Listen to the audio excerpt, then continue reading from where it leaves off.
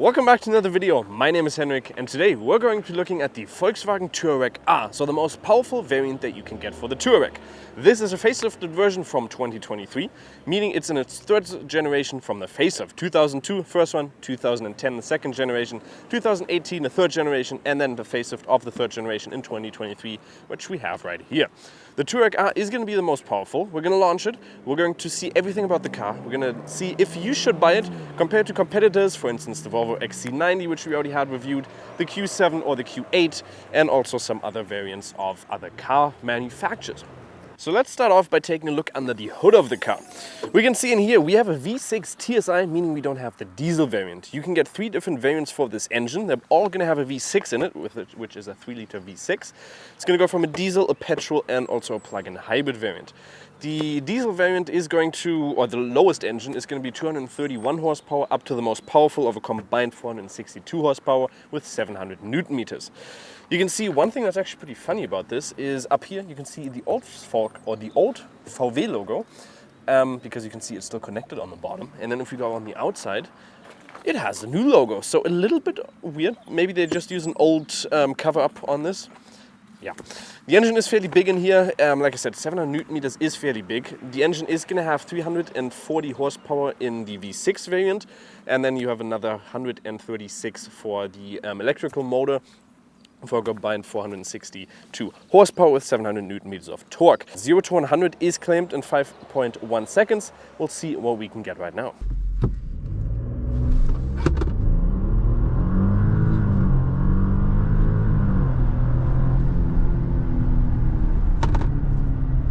So 4.9 seconds, actually a very good value considering it 5.1 is claimed. We have done it previously with a V8 engine, so also the third generation with the V8. That thing weighs 400 kilograms less and does also get the same time on a 0 to 100. If we look at the front design, there's a couple of different changes. If you look at the lights, for instance, these are HD matrix lights, or also the IQ lights, 19,200 individual micro LEDs on each side, which is quite a lot, and that has the same function as, for instance, Mercedes digital light, where it projects different animations onto the ground and just gives you a lot more visibility when you're driving. There's a lot of features with this. We'll look at that in the inside, for instance. Also the night vision camera, 1,500 euros extra for that, but it actually is very, very cool. And if you want to be a little bit more safe, that is a definite thing that I would pick up.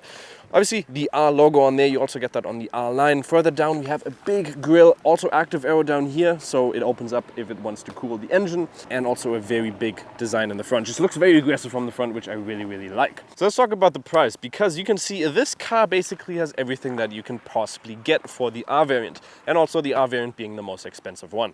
If you want to get the basic Touareg, so you have a basic elegance R line, and you also have the R variant, that's going to set you back almost 60, or a little bit over 69,000. The Touareg R is going to cost you a little bit more than 93,000 euros. And with everything fitted, this car basically has everything that you can get extra, 113,000. Wow, that's quite a lot for a Volkswagen. And in that price segment, there are some other competitors. The Volvo XC90 that we had basically was also maxed out. That was 10,000 euros cheaper, also a little bit bigger. But this really does pick up to those premium, like the luxury segments. So a Volkswagen luxury segment with that price, you might even pick up an extra 10,000 euros and get something else. But we'll see how luxurious this car is from the inside. If we look at the dimensions of the car, 4 meters and 90 long, which is also a very long car. 1 meter and 98 wide without side mirrors, and 1 meter and 69 tall. The car is therefore a fairly big one, and definitely feel that when you're in the inside and driving the car.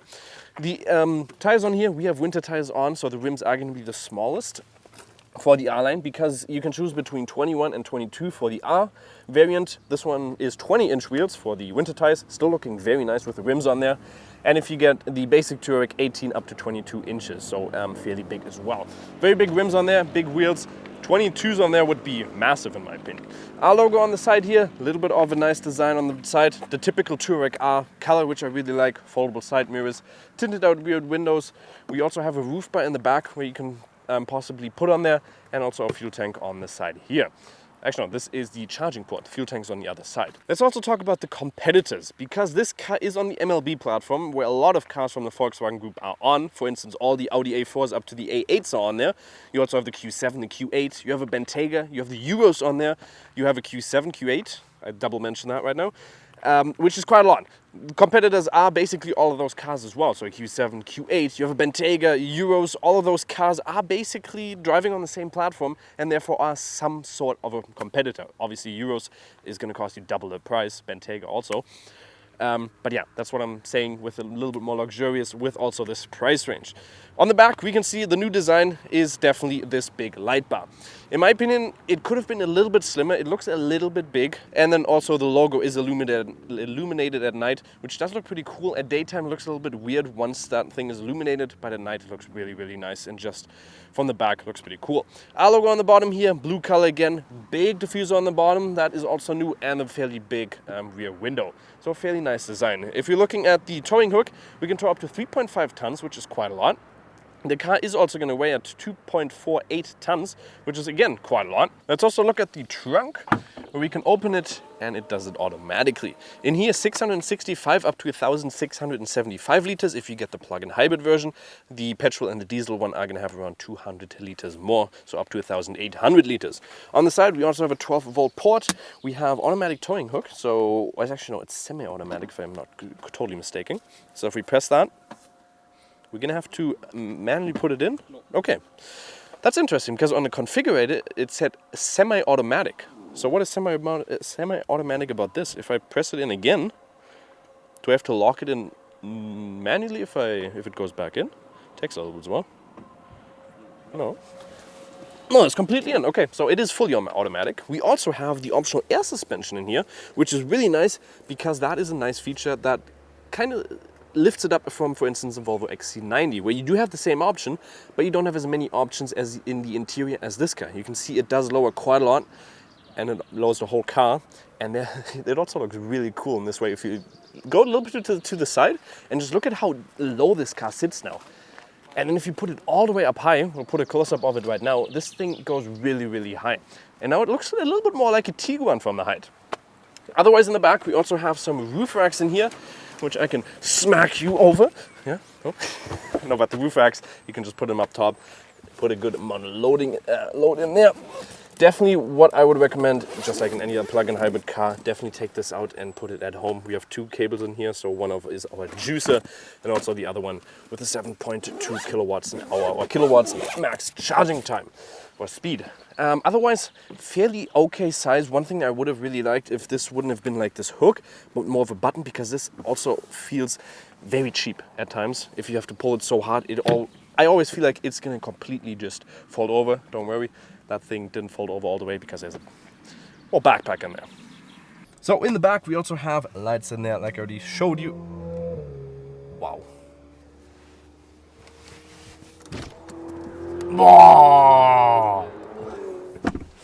Oh. We do have lights in here, illuminated lights. You can change the looks of those as well. Little bit of sunshades in there, which you can pop up. Sound system is actually not that great, 670 or 690 watts.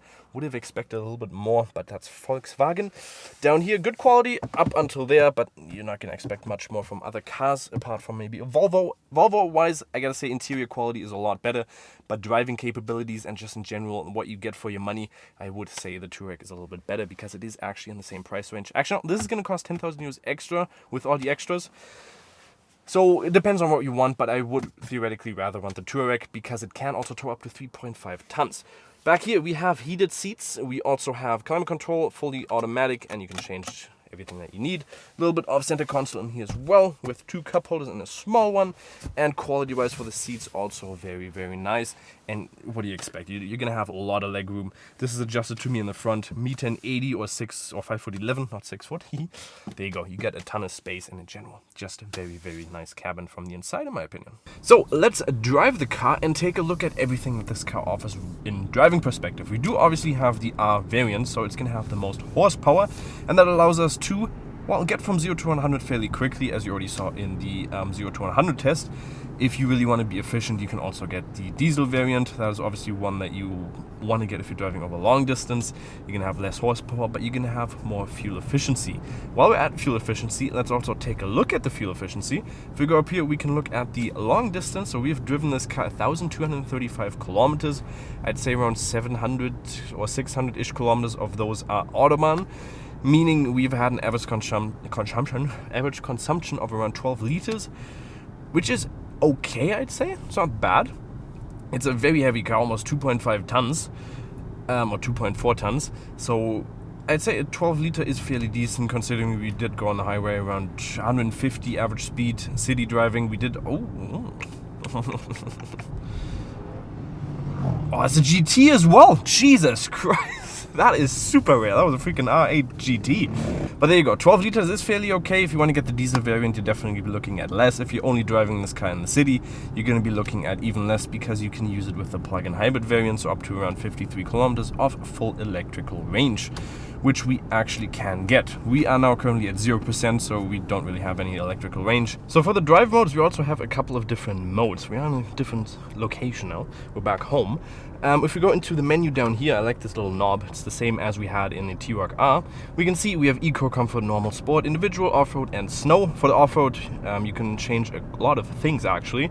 Let me also quickly show you this. We have the E-Hybrid mode, meaning it's going to stay the same. You can preserve the battery, we can optimize it, we can even charge the battery with the engine. We can go full E-mode. We don't have enough range, so we're not going to be able to go into the E-mode.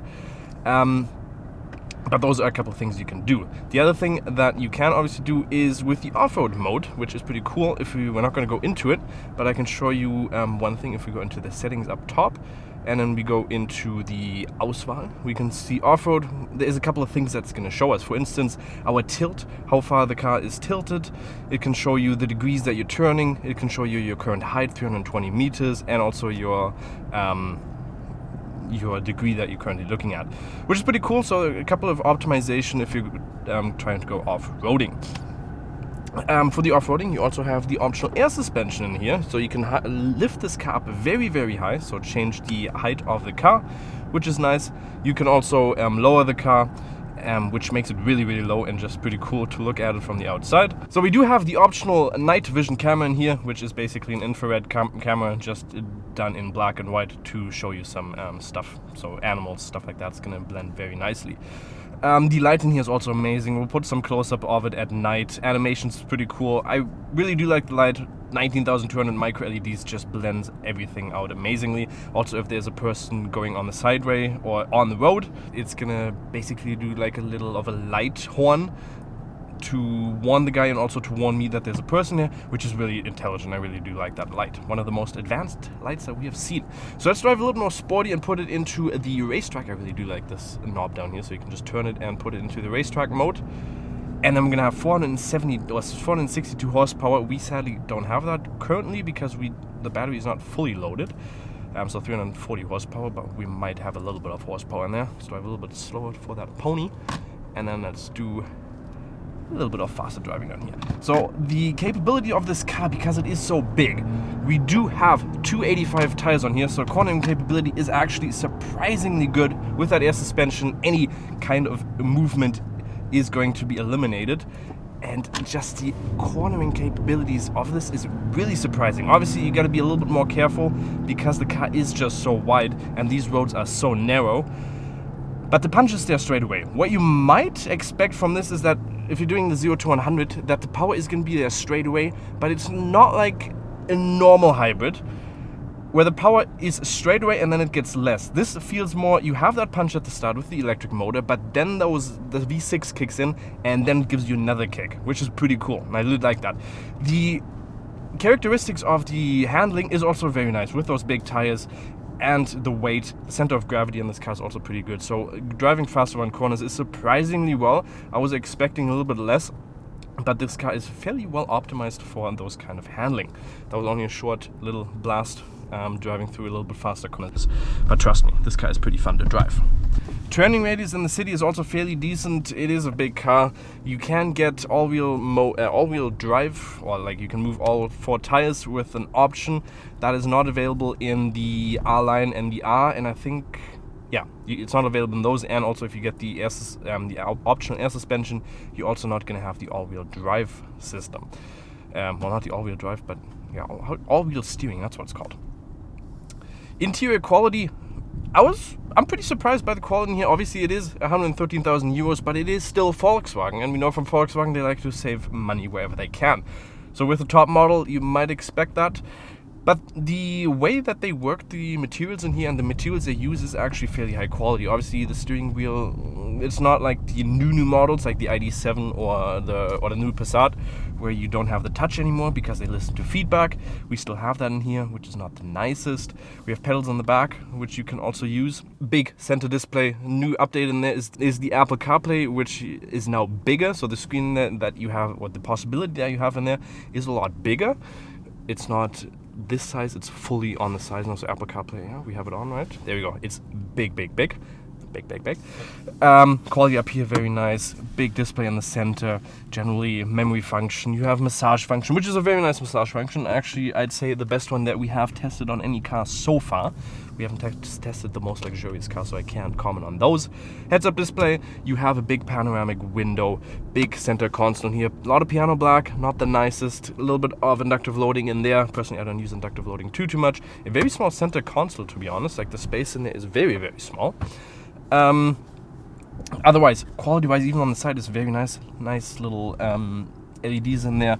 Further on, quality not as great. Hard plastic there. A Volvo XC90 is going to give you a little bit better quality on the inside. But this car is, in my opinion, very technologically advanced compared to, for instance, a Volvo XC90. Final verdict of the car is, well, it offers a lot of technology. It offers a lot of nice engines.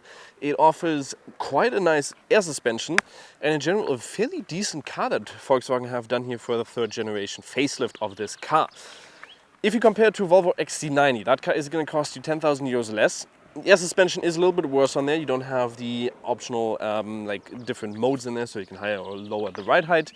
You don't have the interior that's so technologically advanced. But the driving capabilities of that car, in my opinion, is a little bit more luxurious. This car is a mix between luxurious and sportiness.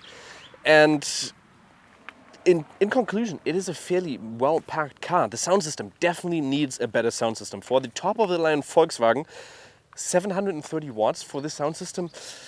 Come on, man.